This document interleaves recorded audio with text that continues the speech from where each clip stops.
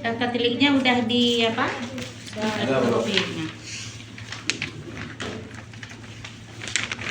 Jadi kondisi bayi yang akan kita mandikan itu masih dalam kondisi rapi terbedung ya, karena pagi-pagi lah ya. Nah, kita anggap nih bayi tidurnya di sini. Yang kita siapkan adalah handuk, kemudian waslap, sarung tangan, foam sedang, berisi air hangat dan air dingin. Nah ini tentatif aja ya, karena ada sebagian memang bayi itu Ibu kemarin ngasih cuma satu file, Bu. Iya. Iya. Ini proton payudara nih, sorry. Iya. Makanya gue heran kok ada kom kecil ya gitu. Itu nanti gue tinggalkan untuk proton payudara. Alatnya sedang disiapkan Bu Ikes.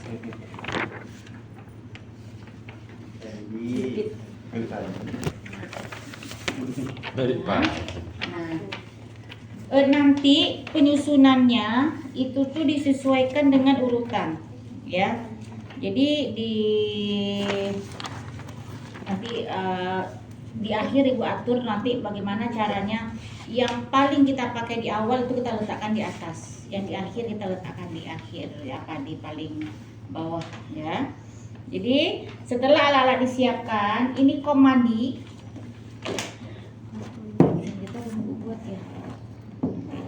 Kom mandi, airnya boleh air hangat, boleh air kamar mandi biasa. Tapi biasanya kalau bayi baru lahir itu lebih dimandikan dengan menggunakan air hangat ya. Airnya sebanyak apa? Sepertiga saja atau seperempat, supaya nanti ketika kita memandikan bayi pusarnya tidak tenggelam. Kenapa? Kalau tenggelam itu nanti akan meresap air ke dalam, maka lepasnya akan semakin lama. Itu untuk bayi yang belum lepas tali pusat. Tapi kalau bayi yang sudah lepas tali pusat, boleh airnya kita buat sesuai dengan kebutuhan. Karena kita udah aman, udah kering kan. Nah, jadi kita ada baby oil juga. Gunanya baby oil, daripada nanti kita oles-oles ke seluruh badannya, kita masukkan saja ke air mandi. Ada yang sudah pernah mandikan bayi? Belum. Ya, kita masukkan ke air mandi supaya kulit bayi tetap kering. Nah, bayi kita siapkan, kemudian jelaskan kepada ibu tentang tindakan yang akan dilakukan. Cuci tangan sebelum dan sesudah melakukan tindakan, perawat harus cuci tangan. Kemudian bentangkan satu handuk bayi. Nah, handuk bayi yang satu ini, kalau di dalam daftar tilik ini untuk mengalas bayi. Akan tetapi bayi kita kan sedang di atas tempat tidur, dia sudah pakai bedung lengkap. Nah, jadi yang kita bentangkan ini gunanya adalah untuk menahan bayi atau menutupi bayi ketika habis mandi. Kenapa gulungnya ke belakang, Bu? Supaya nanti ketika kita menutupinya dia aman begini. Jadi kalau kita gulungnya ke depan nanti kan payah. Nah, begini. Jangan dilipat. Kalau dilipat kan payah lagi nanti kita untuk mengambilnya. Perlak. Kita siapkan juga langsung. Lipat ujung bedung dengan bentangkan di tempat disediakan. Itu untuk menyiapkan bayi. Nah, siapkan ini di sini. Bayinya tidur sini aja lah.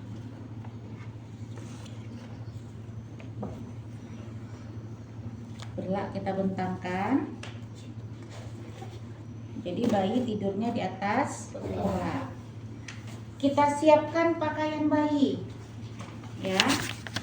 Siapkan pakaian bayi ready. Makanya ini kadang-kadang kan kita tempatnya kan memang harus cukup besar ya.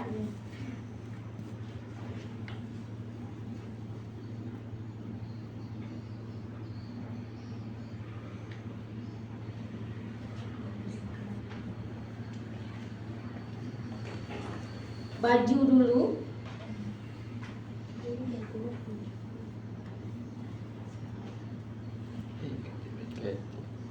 Coba nama dulu. Ini dan Ben.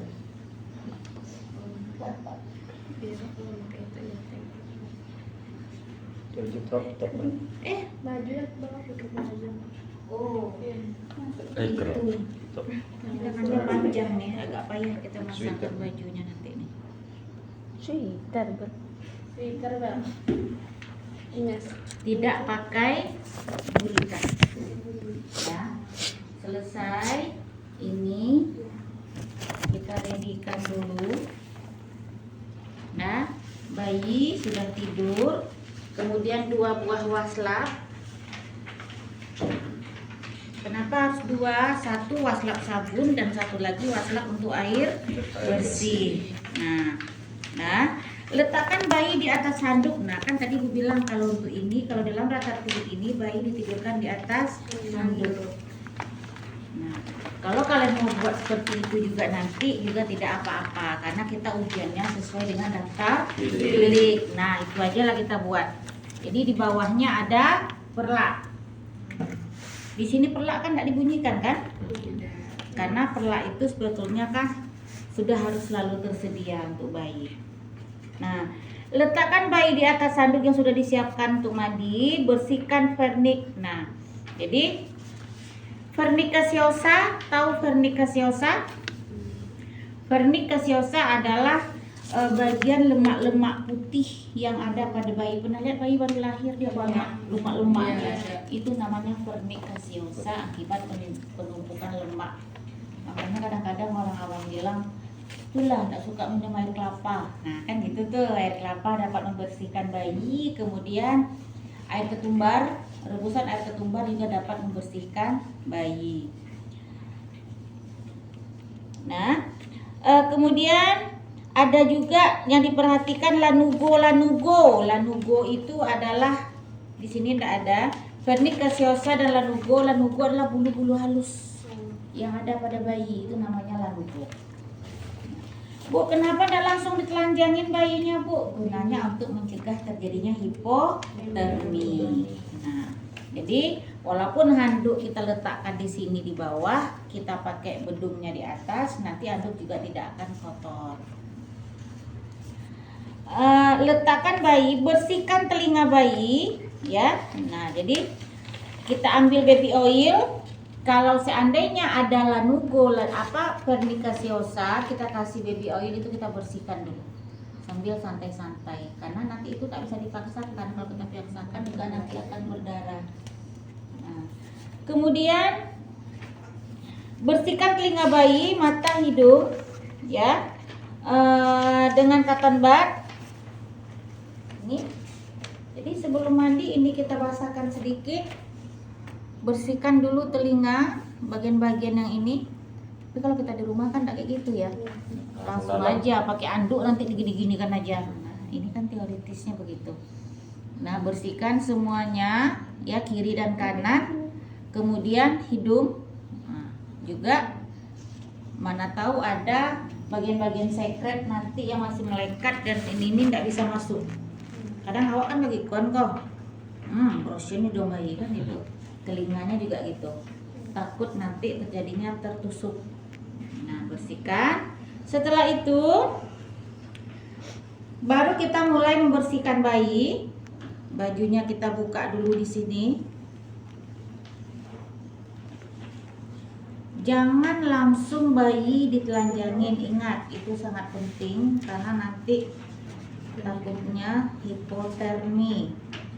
Popoknya juga. Jadi kalau bayinya laki-laki, kalau seandainya kita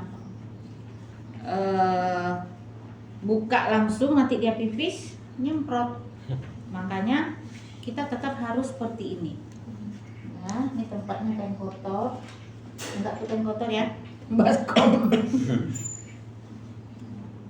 Ambil, basahkan.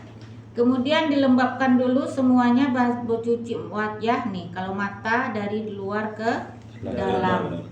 Karena nanti kan itu tempat jalan, kalau kita membersihkannya ke sini berarti dia masuk lagi. Jadi dari luar ke dalam. Nah, hidung, mulut, semuanya, leher, kemudian juga telinga. Itu baru dengan menggunakan air biasa.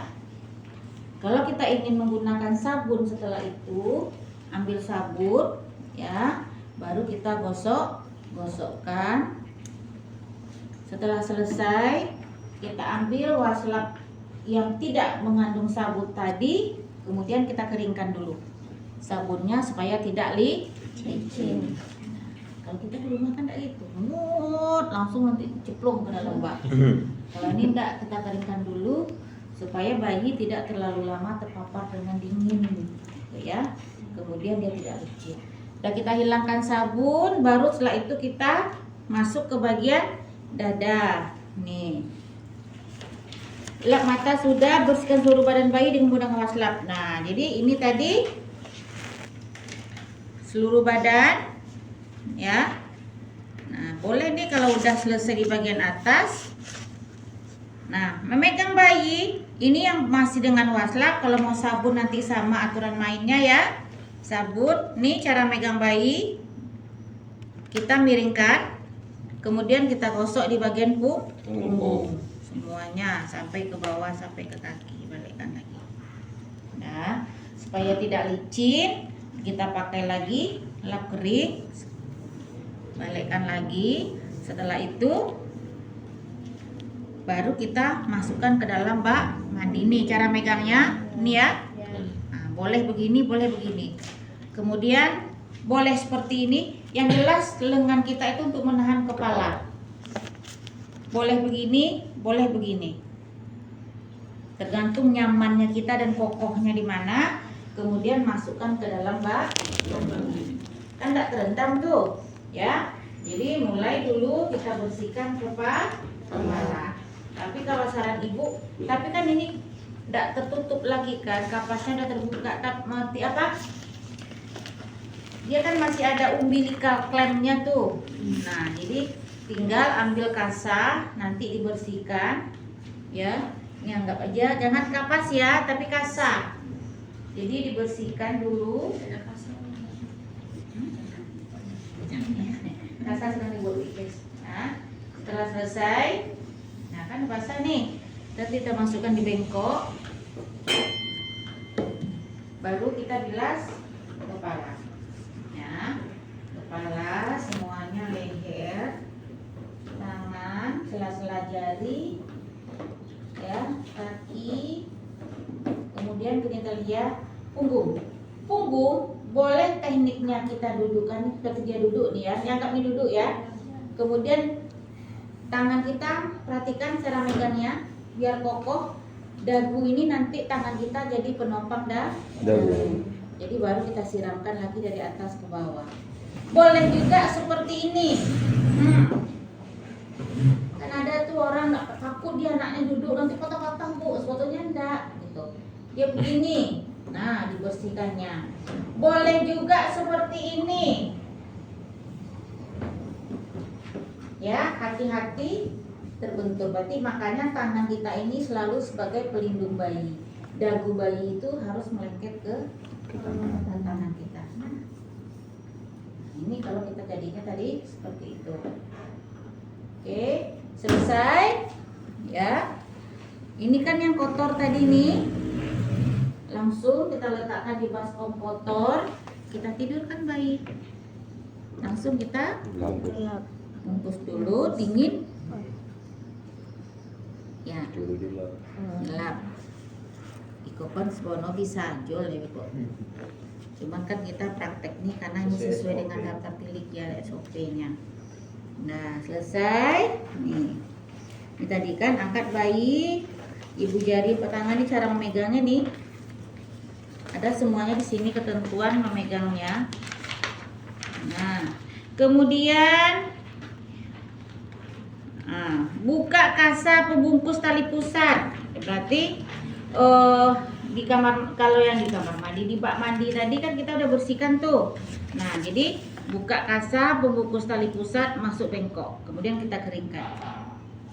Ya. Ganti dengan kasa steril dengan menggunakan cairan DTT. Apa kemarin cairan DTT? Air hangat ini. Ya, dengan suhu 100 derajat dibiarkan dingin sendiri. Kalau tidak ada boleh dengan NaCl. Air yang steril. Karena kalau tidak steril nanti takutnya ada kuman terkontaminasi, akan menyebabkan infeksi dan bisa menyebabkan bayi kejang. Jadi infeksi tali pusat, infeksi pusat. Ya, dibersihkan dengan cairan DTT ya.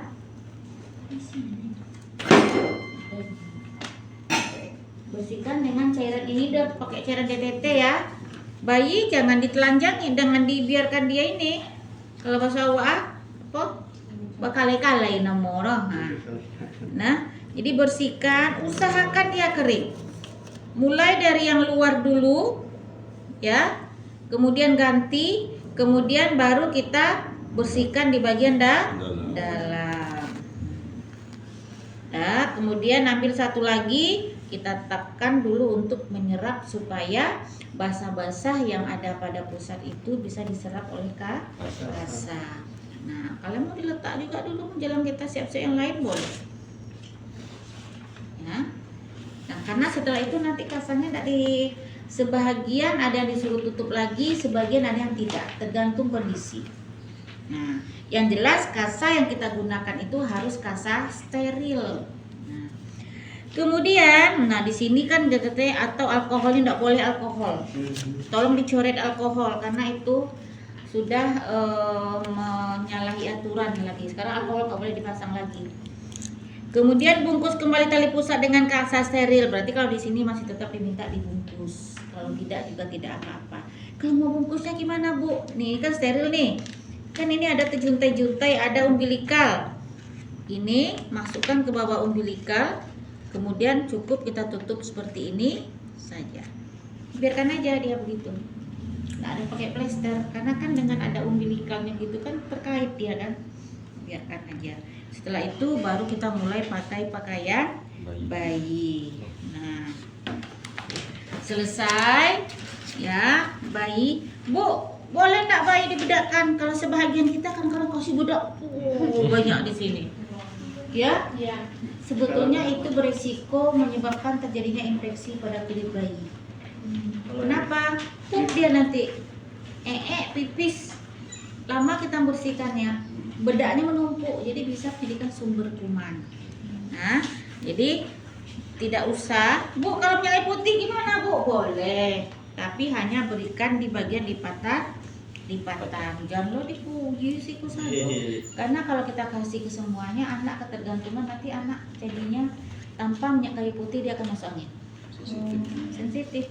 Sesuatu yang apabila kita pantangkan, ketika dia nanti terkena itu dia akan cepat termanifestasi. Jadi anak pun usahlah terlalu kaku lagi, nak main kotor-kotor biar aja asal jangan tidak termakan dan lain sebagainya. Main tapi dengan terkontrol oleh kita. Kok enggak sketek-sketek dilarang. Ya. Hujan ya. Iya, di mana anak tuh dia kan tubuhnya kan terbentuk gitu. Dan kuman-kuman sedikit itu adalah hitung-hitung sebagai antibodi alamiah. Ya, kasih lipatan-lipatan ya.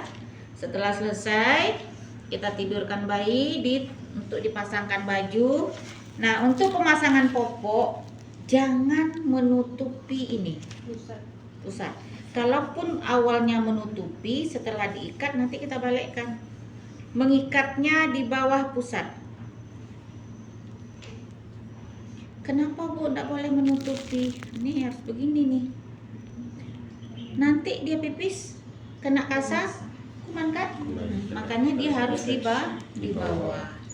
Kadang-kadang kita kan tidak tahu anak. Cuma sekarang kan karena ada pakai popok, amannya pakai apa? Pampers. Jadi amannya begitu aja. Cuman ini adalah seperti yang manualnya. Jadi kita pasangkan baju. Ini karena bajunya baju tangan panjang, payah kita untuk menginikan bayinya. Ya, seperti tadi ya, pasang bajunya. Kemudian setelah selesai baru kita bedulkan. Jangan dipasangkan gurita. Karena gurita itu akan menghambat perkembangan paru-paru dan sistem pencernaan ya. Kemudian membuat memang padat sih rasanya, bayi tidak tegamang katanya kan, cuman mengganggu perkembangan sistem pernapasan dan pencernaan. anak yang sering muntah, anak sering dugal, kalau dia kita aja lah pakai korset. Bisa enggak kita makan banyak? Tidak. Bayi juga gitu, sementara dia masih butuh nutrisi. Dia harus menyusu sebanyak-banyaknya. Kalau kita pasangkan gurita, nggak bisa dia. Nanti kalau terbanyak dia minum, dia akan muntah. Paru-parunya gimana? Dia akan sesak. Dari atas nih, sampai ke bawah. Sehingga anak tak maksimal perkembangan otot-otot yang ada di bagian dada. Nah, selesai kalau kita mau bedakan, kan dah afdol bayi dan kasih bedak ya. Nih, hilangkan debunya dulu. Dah, setelah hilang debu baru kita kasih di wadahnya. Kenapa? Karena debu dari bedak ini nanti akan takutnya masuk ke dalam sistem pernapasan.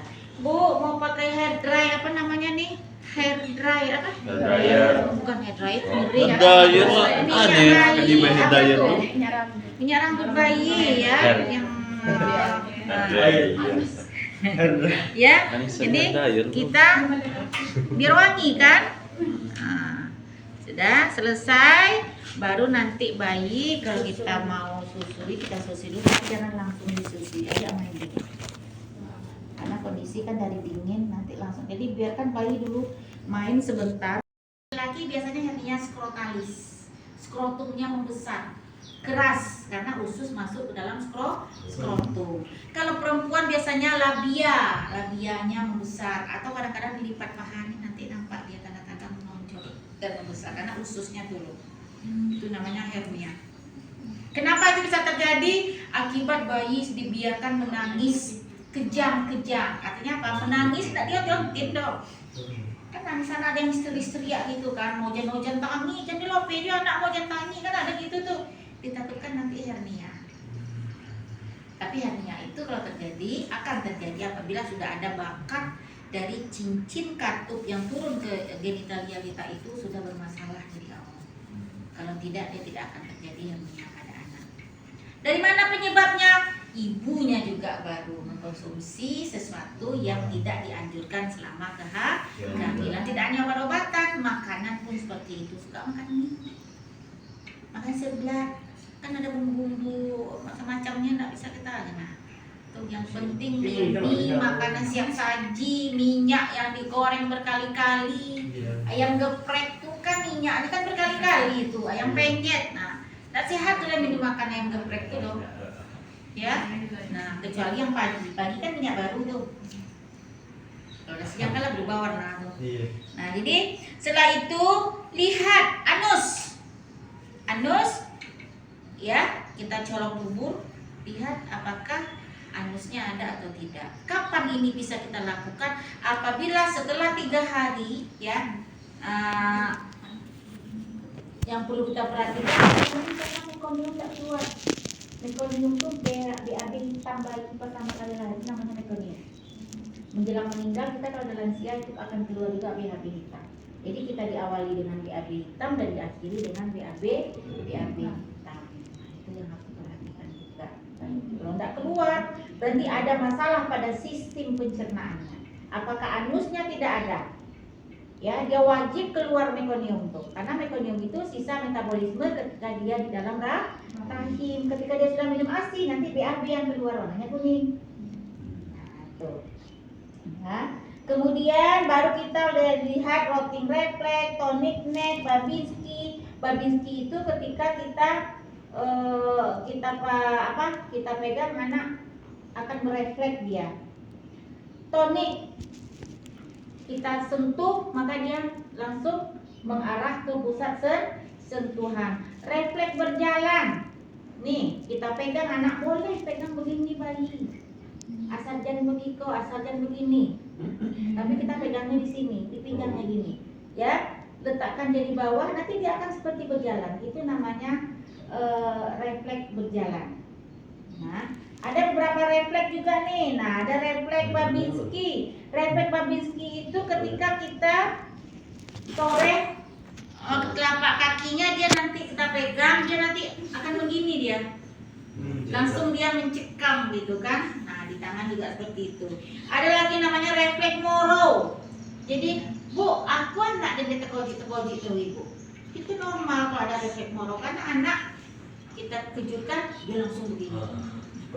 Kaki tangan terangkat, kaki juga terangkat. Itu namanya refleks moro. Refleks menghisap, masukkan dalam mulut. Kelingking kita kalau dia menghisap, ya rasakan hisapannya. Kalau kuat itu berarti bagus. Kemudian ada lagi namanya refleks menggenggam. Letakkan tangan kita di sini. Kalau dia genggam, kita tarik. Kalau bisa tertarik, berarti refleks genggamnya bagus. Ada lagi namanya refleks tonic neck itu tadi. Bayi miring kiri, miring kanan, aman aja dia begini. Ya, refleks bayi harus diperhatikan.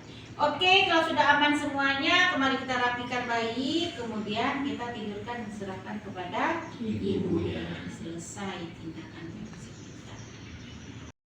Ya, disertasi ibu kalau perataan payudara yang begini ini tuh itu namanya masas oketani. Ya, masas oketani yang berguna untuk melancarkan keluarnya ASI. Tetapi ibu mengkombinasikannya itu dengan acupressure. Ada penekanan-penekanan tertentu, titik-titik tertentu ya yang merangsang hormon-hormonnya keluar sehingga oksitosin itu akan keluar sehingga akan diproduksi ASI. Nah, makanya kemarin saya didesak juga oleh supervisor, cepatlah katanya kan. Ibu maunya bahasa Melayu, dimintanya kan pakai bahasa Inggris. Awak nak bilang bahasa Inggris. Supaya kita bisa kompren katanya kan. Bagus nih kita kompren kan nanti kita kemana-mana katanya kan. Jadi seperti karena dengan Bu Iza kan juga terapi yang dibuat. Jadi mereka kayaknya senang dengan terapi daripada hubungan-hubungan tuh. Dengan penerapan pengembangan model teori OREM. Ada belajar teori OREM? Semester 1 seharusnya ada pasien. Jadi telatnya kan pasien tuh tetap hidungnya harus ditutup ini ya. Nah, kemudian Kabul. buka pakaian atas. Ya, jadi suruh buka ibu pakaian atasnya, kemudian pasangkan handuk sehingga ibu bayi, sehingga ibu tetap terjaga privasinya. Ya, ini hanya bisa perempuan yang melakukan.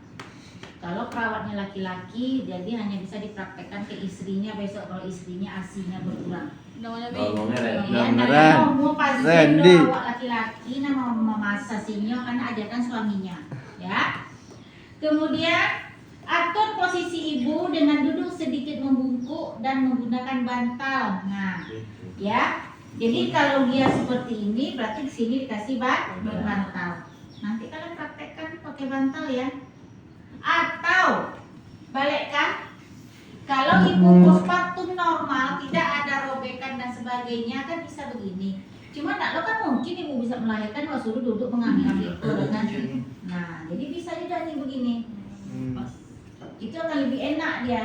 Nah, tapi yang paling bagus itu ya adalah posisinya ibu dikasih bantal di depan atau dekat meja. Dia harus begini nih. Kenapa gitu Bu? Karena akan ada pijat di daerah punggung nanti. Pijat oksitosin namanya. Ya. Nah, setelah itu tutup tubuh ibu bagian depan dengan handuk tadi, ya.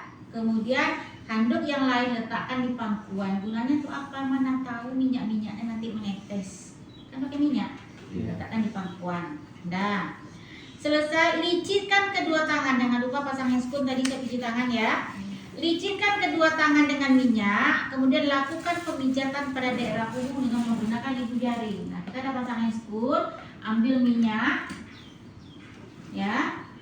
Akan lebih enak kita mengurutnya pakai handscoon. Kalau pakai tangan kan cukup, tidak terlalu licin ya. Nah, ibu kan disuruh membungkuk tadi nih.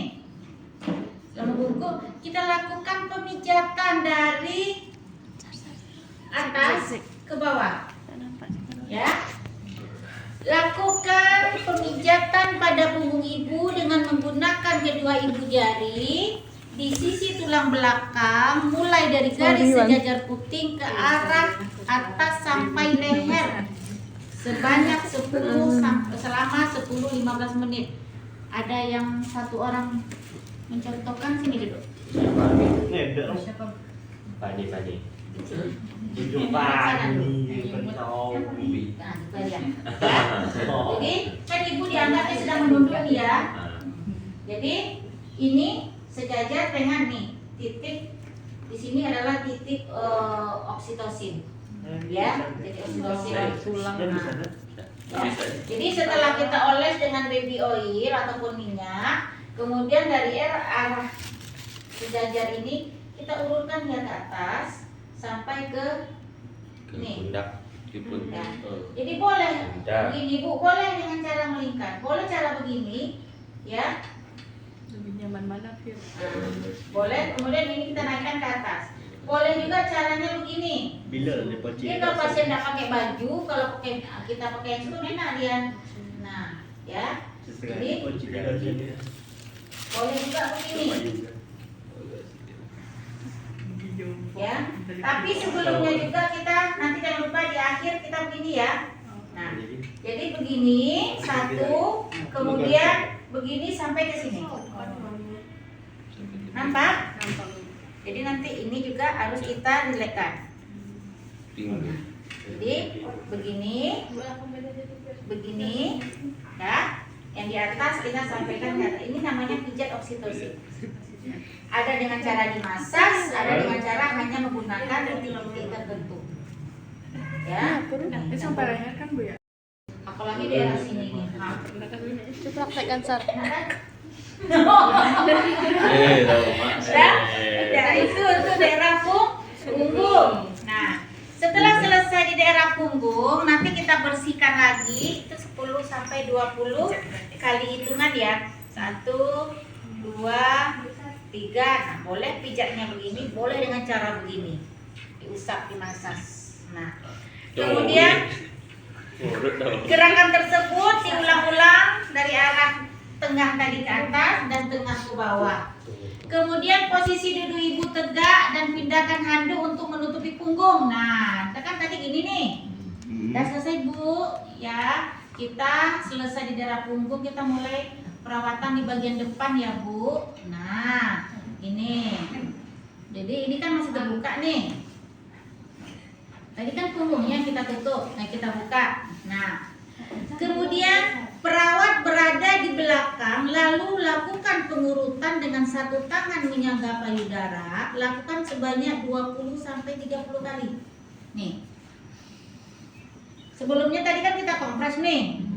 Ya, kita kompres hangat dingin. Setelah selesai, kita kasih baby oil lagi. Tahan di bawah 1, ya. Kemudian lakukan perawatan payudara ini. Dari Ya. atas ke bawah, Bu. Ya. Nah, kemudian satu lagi. Nah, satu menyangga lakukan sebanyak 20 kali. Nah, lakukan pemijatan ringan searah jarum jam. Kan tadi udah begini nih kan. Kemudian baru begini. Randy. Apa?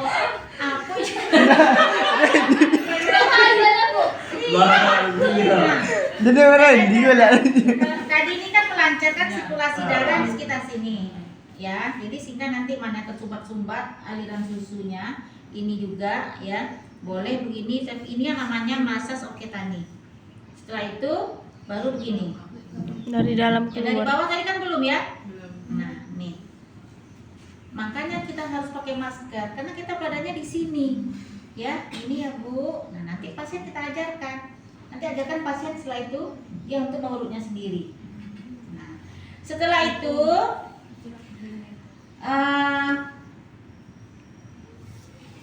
dengan menggunakan sensor tangan untuk menyangga payudara.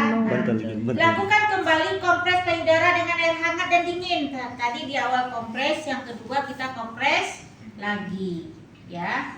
Air hangat, setelah air hangat, kompres dengan air dingin. Nah, rangsang pengeluaran ASI manual, ya. Coba dulu, pencet keluar nggak ASI-nya? Udah keluar? Oh, kalau belum juga keluar lagi, ambil tadi spek Ya. Kita letakkan di papila mamenya, kemudian kita tarik. Biarkan dulu sebentar. Nanti diulang lagi. 5 sampai 10 menit atau 10 sampai 15 menit. Tapi yang 5 sampai 10 menit. Enggak sakit, aja. Bu. Nah, tidak sakit. Kalau tidak Kalau di ibunya enggak rasa sakit. Enggak. Continue. Jadi nanti dia akan, kalau dia ini juga menilai ketika masa sudah kita lakukan ada keluar asinya tidak, bisa juga, atau bisa juga dipencet untuk menentukan asinya. Ini mengeluarkan payudara papila maminya. Nah, kemudian udah selesai semuanya, kita ambil washcloth, ambil air hangat lagi, ya. Kemudian dibersihkan payudara dengan dari minyak tadi baby oil. Sebaiknya dengan air hangat, karena kalau tidak baby oilnya tidak akan hilang. Bersihkan, dah selesai. Nah, cuci tangan, catat asinya, rapikan alat, tanyakan evaluasi pengeluaran asi. Ada pertanyaan? Nah, Kalau misalnya dari pas remaja, apa namanya? putingnya tidak ada. Sudah dari kini dulu. Kalau enggak setiap mandi tarik, Karena Randy ya penjelasan. setiap mandi ya, putar tarik. Bersihkan dulu. Bersihkan dulu ini setiap mandi kan. Kemudian putar tarik. Kan kita tahu nih, kalau kita punya riwayat papila maminya kecil, tenggelam, dari sekarang dicoba. Gratis Jangan pun tak dulu, hamil dulu. Karena tuh udah awak gini kok, target kita 3-4 tahun lagi akan menikah kan, atau 2-3 tahun lagi akan menikah, tamat sampai jodoh kalian. Nah, sekarang tuh anak tuh nanya. Yang laki-laki ada juga tenggelam. Laki-laki tuh apa? Iya. Randy nih yang sekarang.